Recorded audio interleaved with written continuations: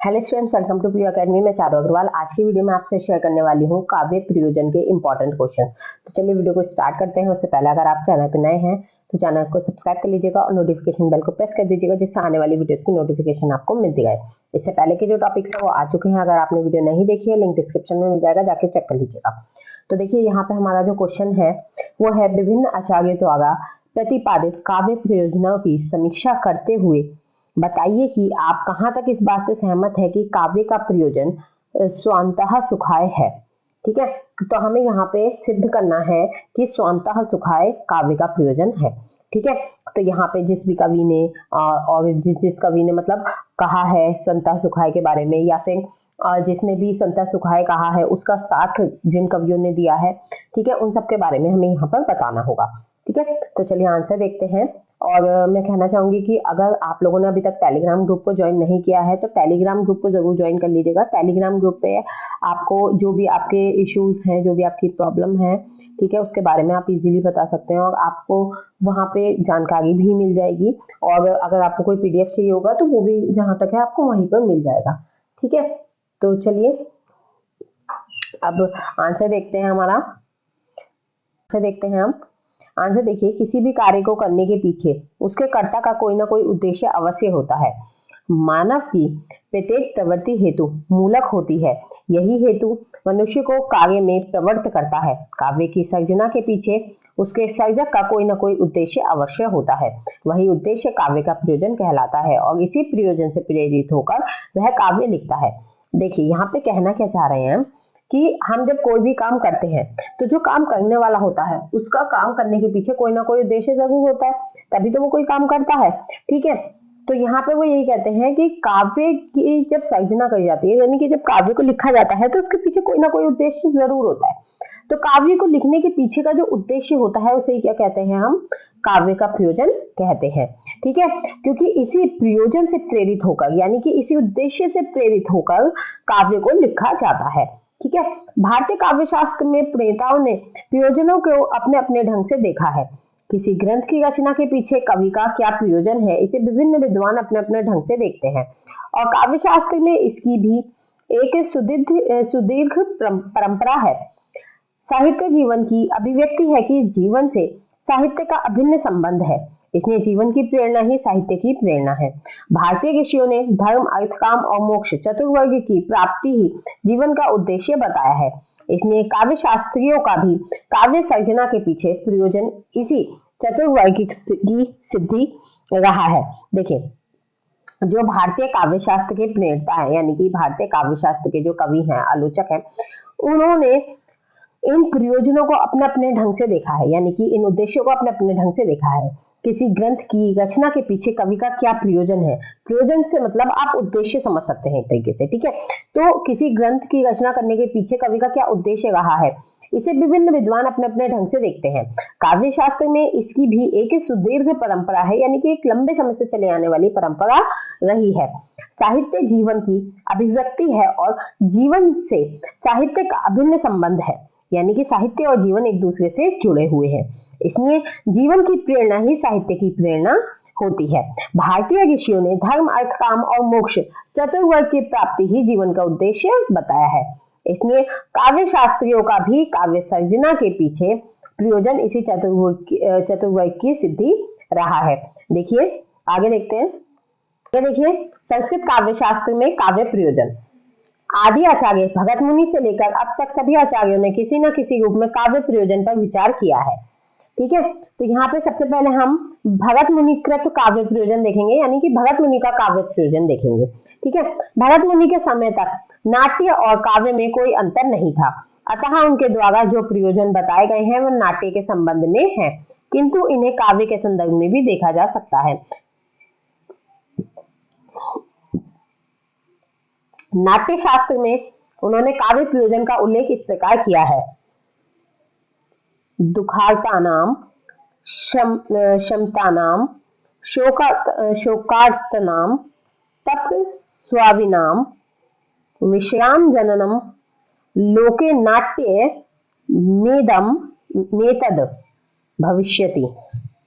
अर्थात नाटक दुखों से, शम से, शोक से पीड़ित तपस्वियों की को संसार सुख प्रदान करने वाला होगा। स्पष्ट है कि भरत मुनि काव्य का प्रयोजन दुखों का हरण सिद्ध करते हैं। यहाँ दुखों के हरण से तात्पर्य मानव हित से ही है, यानी कि भरत मुनि के अनुसार काव्य का प्रयोजन क्या है? मानव का हित। ठीक है, क्या है काव्य का प्रयोजन? मानव का हित। किंतु उन्होंने काव्य का प्रयोजन ना बताकर यहाँ पर अपनी ग्रंथ रचना का प्रयोजन बताया है। इसमें स्वतः सुखाय का कहीं भी उल्लेख नहीं है। उन्होंने सांसारिक सुखों की ओर ही अपनी दृष्टि रखी है, किंतु रसास्वादन का विवेचन करते समय वे हर्षादि अश्वादि गच्छति लिखकर आनंद को पूर्ण रूपेण स्वीकार करते हैं। आगे देखिए, क्या आता है भ्रामाकृत काव्य प्रयोजन, यानी कि भामा का काव्य प्रयोजन क्या रहा है? भामा ने काव्यालंकार में काव्य प्रयोजनों का 2 आधारों पर वर्णन किया है, यानी कि काव्य अलंकार नाम की जो रचना है भामा की, उसमें उन्होंने 2 आधारों पर काव्य प्रयोजन बताए हैं। कौन कौन से? पहला है कवि और पाठक को आधार मानकर, और दूसरा है केवल कवि को आधार मानकर।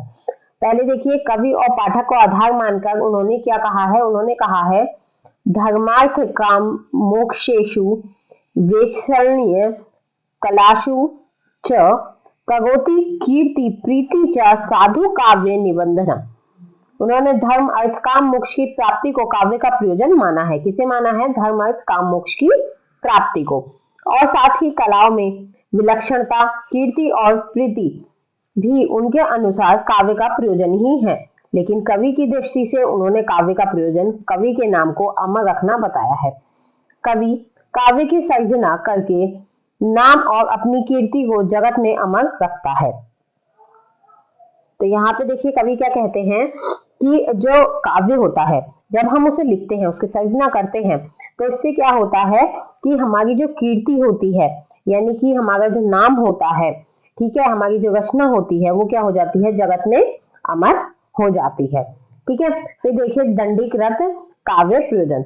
दंडी ने काव्य प्रयोजनों का स्पष्ट उल्लेख नहीं किया है, किंतु वाणी के लिए जो उन्होंने प्रयोजन दिए हैं उनको ही काव्य के प्रयोजन के रूप में देखा जा सकता है। आगे देखिए इसके लिए क्या कहते हैं। देखिए दंडी कहते हैं इद मंदम तमः कृत सनम जायते भुवन त्रयम यदि शब्दाहल्यम ज्योतिरा अनन दीप्यते आदिरा जस्यसे बिंब आदर्शः प्रायः वाडम्यम तेषमाभिधानेपि न स्वयं पश्य न गयाति। इस कथन के आधार पर दंडी के अनुसार काव्य का प्रयोजन ज्ञान और यश की प्राप्ति माने जाते हैं। क्या? ज्ञान और यश की प्राप्ति माने जाते हैं। स्पष्ट है कि दंडी की दृष्टि में सांसारिकता ही अधिक रही है। ठीक है, तो दंडी क्या है? वो भी किसे मानते हैं? ज्यादा सांसारिकता को मानते हैं। फिर देखिए इसके बाद आती है वामन कृत काव्य प्रयोजन, यानी वामन के अनुसार काव्य प्रयोजन क्या रहा है, काव्य का उद्देश्य क्या रहा है। वामन ने कर्ता की दृष्टि से काव्य के प्रयोजनों पर विचार किया है।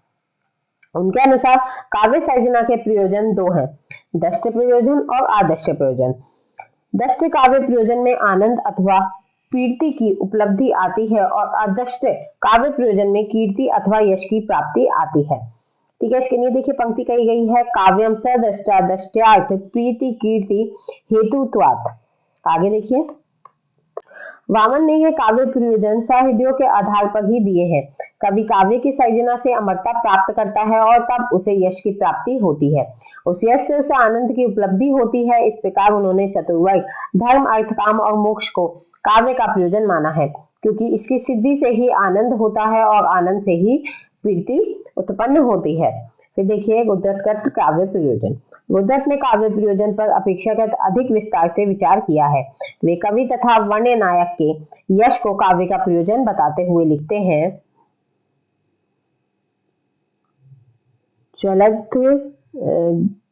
जयल वाक्य प्रसरः सरस कुर्वन् महाकवि काव्यम स्फुट माकल्पनल्यम प्रतनीति यशः पगस्मापि।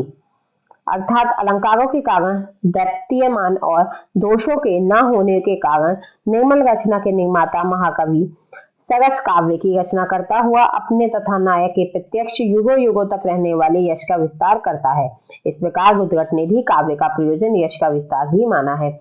रुद्रट ने क्या माना है? यश का विस्तार माना है। देखिए, आपको एग्जाम में अगर इतना कुछ भी याद नहीं रहता है तो एक चीज याद रखिएगा कि किस कवि ने क्या काव्य प्रयोजन माना है। अगर आप ये पंक्तियां भूल भी जाते हैं, ये नहीं भी लिख के आते, तब भी आप ये चीज जरूर लिख के आइएगा जो हिंदी में आप याद कर सकते हैं। ठीक है, आगे देखिए, कृत काव्य प्रयोजन यानी आनंदवर्धन के अनुसार काव्य प्रयोजन।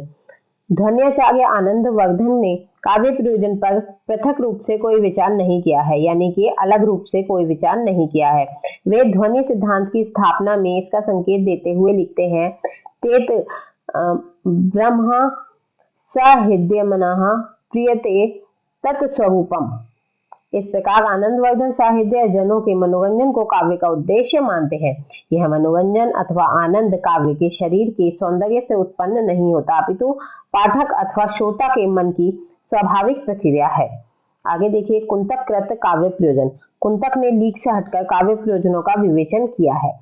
इसे देखिए, इसमें कहते हैं, धर्मादि साधनों प्रायः सुकुमार कमोदितः काव्य बंधो अभिजात नाम हृदयाद कारकः। अर्थात काव्य उच्चकुल में उत्पन्न व्यक्तियों के हृदय में आह्लाद उत्पन्न करने वाला कोमल तथा मृदु शैली में लिखा हुआ धर्म आदि सिद्धि का मार्ग है। इसके लिए कहते हैं, चतुर्वर्ग फलस्वादमप्यतिक्रम्यः तदिदामः काव्यमत सेनांतर चमत्कारो वित्यन्ते। अर्थात काव्यामृत के रस उस काव्य को समझने वालों के अंतःकरण में चतुर्वर्ग धर्म अर्थ काम और मोक्ष के आस्वाद से भी बढ़कर है। इस प्रकार उसका प्रयोजन परमानंद की प्राप्ति सिद्ध होती है। फिर देखिए, मम्मट कृत काव्य प्रयोजन। मम्मट के अनुसार काव्य के प्रयोजन 6 हैं। यश की प्राप्ति, धन की प्राप्ति, व्यवहार ज्ञान की उपलब्धि, अशिव की क्षति, अलौकिक आनंद की प्राप्ति और पत्नी के समान उपदेश। काव्यम यशस् अर्थ कृते व्यवहार विदे शिवते क्षत्रिय सघ्र परिनिवृत्त्ये कांता समित त्योपदेशे युजे। फिर देखिए, हिंदी काव्य शास्त्र में काव्य प्रयोजन। अभी हमने संस्कृत काव्य शास्त्र में देखा था, अब हम हिंदी काव्य शास्त्र में देखेंगे। देखिए, सबसे पहले कवि आते हैं हमारे देव। आचार्य देव ने यश को ही काव्य का उच्च का प्रयोजन मानकर भामह के कथन को ही पुष्ट किया है। देखिए, कहते हैं, ऊंच नीच और कर्मवश चलो जात संसार, रहत भव्य भगवत जस नव्य काव्य सुसागर। फिर देखिए, भिखारीदास कहते हैं, भिखारीदास पर भी मम्मट का प्रभाव स्पष्ट है। वे तप पुण्यों का फल यानी चतुर्वर्ग की प्राप्ति, संपत्ति, यश और आनंद को काव्य का प्रयोजन मानते हैं। लिखते हैं, एक लहे तप पुंजन के फल ज्यो तुलसी अगुसूर गुसाई, एक लहे बहु संपत्ति केशव भूषण ज्योवर वीर बड़ाई, एक हने को जस ही सो प्रयोजन हे रस खानी रहीम की नाई, दास कवितन है की चर्चा बुद्धिवंतन को सुख दे सब ठाई। आगे देखिए, फिर आते हैं गोस्वामी तुलसीदास।